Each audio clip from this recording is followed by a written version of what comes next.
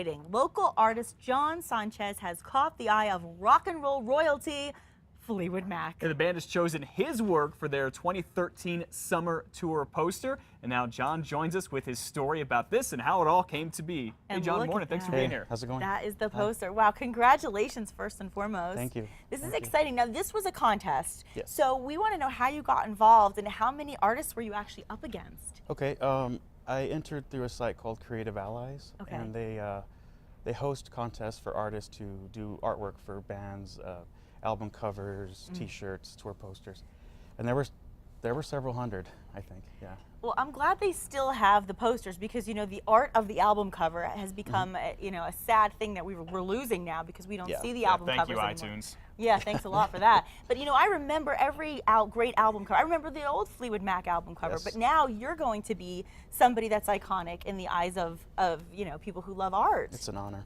Yes. Yeah. All right, so tell us about the design. What did you decide to make and Well, why?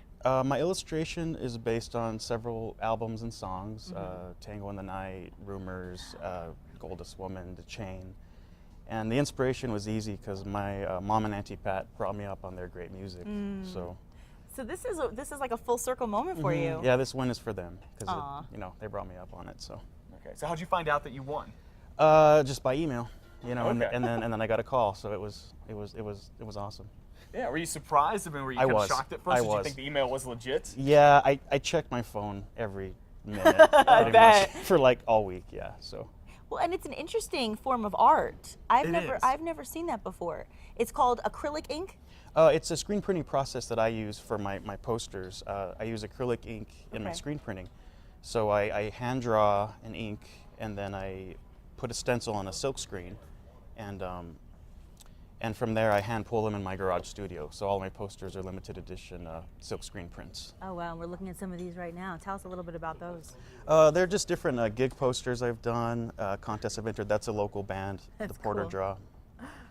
Those are Is your art in a gallery here in New Mexico or in Albuquerque, or if people want to see more of it? Yeah, I've participated in some gallery shows at the Chemo and the Boro, and my local artist friends and I often put on smaller art shows, one-night art shows, and I update all these events on my blog Nice. at jonsanchezcreative.com. Perfect. Now you're obviously from Albuquerque. Yes. So where did you actually study art?